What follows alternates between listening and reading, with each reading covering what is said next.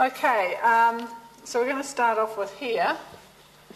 And this is probably the last bit I'll show you on the document camera.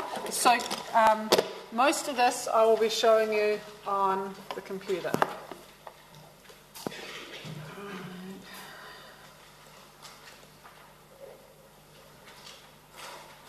Okay, so I've got here the structure, and I've got of what I want to do. So I've got here my inputs, and this graph I'm going to have my inputs in bolds and I'm going to have my outputs in pink. And because you don't always have to have it the same way. So anything that's not an input's here, so we can see inputs here. Now these ones here are obvious. Our hourly rate is $25 and our trimmer hire is $54. These two here are less obvious. These are what are going to create our table. Now we could just start by... I'll just get my notes closer to what I want to do. That's too small. Decision here. Okay, I could just start by putting the numbers. Okay, these numbers here. I'll just go. Oh, I can't do that. Okay, I haven't got a keyboard. I'll find my keyboard. There we go. I could just go 1, 2, 3, 4, 5 like that. But if I find that my graph is the wrong scale, I'd have to change all those numbers. So what's better is that you start off with, and we'll just put in hours here, and use our table start, so we make our first one equal to this number here.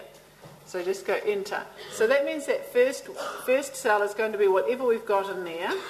And then the next one, we want each one increment to add on by that. So that's going to be equal to the one above it plus this one here.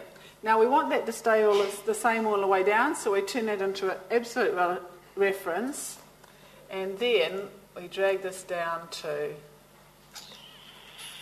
there. So we've got 1, 2, 3, 4, 5, 6, 7, and so on. And you can see there the 10, 11, 12, 13 is different as it goes down, but the B7 has stayed the same because it is an absolute reference. Okay, now in this one, I've got here the profit. I've just realised I have done something that I've told you guys not to do, so that's pretty shameful, isn't it? Never mind. So it's equal to the one to the left times, so it's the hours times the hourly rate minus the trimmer hire. So we've got that there. And then to copy it down, I just go into here and I go double click and down it goes. That actually worked that time, the way it didn't on my video. Okay, so we've got our table, and that's all we need to give our data.